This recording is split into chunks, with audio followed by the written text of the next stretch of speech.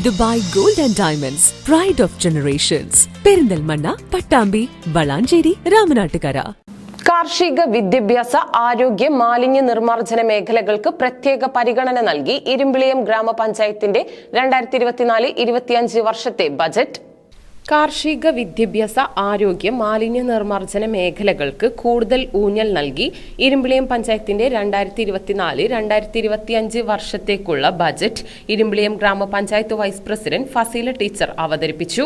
37,44,287 രൂപ വരവും 36,38,37,000 രൂപ ചിലവും 77,07,287 രൂപ മിച്ചവും വരുന്ന ബജറ്റാണ് അവതരിപ്പിച്ചത്.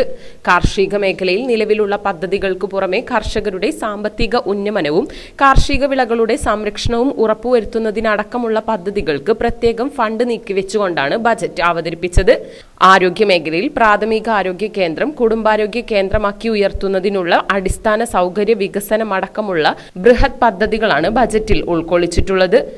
കാർഷിക, ആരോഗ്യ, വിദ്യാഭ്യാസ, മാലിന്യ നിർമ്മാർജ്ജന മേഖലകൾക്ക് പ്രത്യേക പരിഗണന നൽകിക്കൊണ്ടുള്ള 2024-25 വർഷത്തേക്കുള്ള ബജറ്റാണ് ഇവിടെ അവതരിപ്പിച്ചിട്ടുള്ളത്.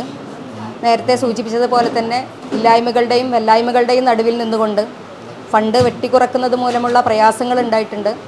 അതിൻ്റെയൊക്കെ ഇടയിൽ നിന്നാണ് ഇത്തരത്തിൽ കിട്ടിയ വിഭവങ്ങൾ പ്രയോജനപ്പെടുത്തിക്കൊണ്ട് നല്ല രീതിയിലുള്ള ഒരു ബജറ്റ്, എല്ലാ മേഖലകൾക്കും തുല്യ പരിഗണന നൽകിക്കൊണ്ടുള്ള ഒരു ബജറ്റ് ഇവിടെ അവതരിപ്പിക്കാൻ സാധിച്ചിട്ടുണ്ട്.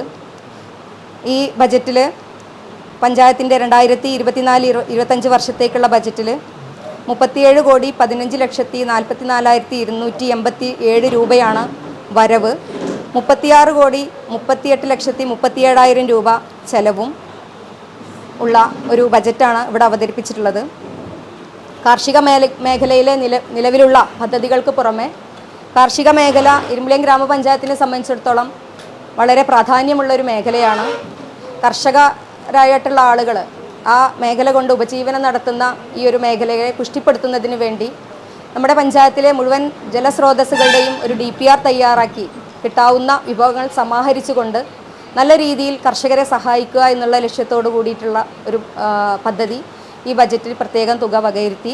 അതുപോലെ തന്നെ ഇന്ന് കർഷകർ വളരെയധികം പ്രയാസത്തിലുള്ള ഈ വന്യജീവികളുടെ ആക്രമണം മൂലം കൃഷി നശിക്കുന്ന ഈ ഒരു അവസരത്തിൽ അതുമായി ബന്ധപ്പെട്ട് ഉള്ള ഒരു പ്രൊജക്റ്റിന് അലർട്ടുകളായിട്ടും സൗരവേലിയായിട്ടുമൊക്കെയുള്ള ഒരു പ്രൊജക്റ്റിന് ഈ പഞ്ചായത്ത് പ്രത്യേകം ഈ ബജറ്റിൽ ഫണ്ട് വകയിരുത്തി. ജീവിതശൈലി രോഗങ്ങളെ പ്രതിരോധിക്കുന്നതിനു വേണ്ടി ഓപ്പൺ ജിം അടക്കമുള്ള ഹാപ്പിനെസ് പാർക്കുകൾ നിർമ്മിക്കുന്നതിനും ബജറ്റ് പ്രത്യേകം ഫണ്ട് വകയിരുത്തിയിട്ടുണ്ട്.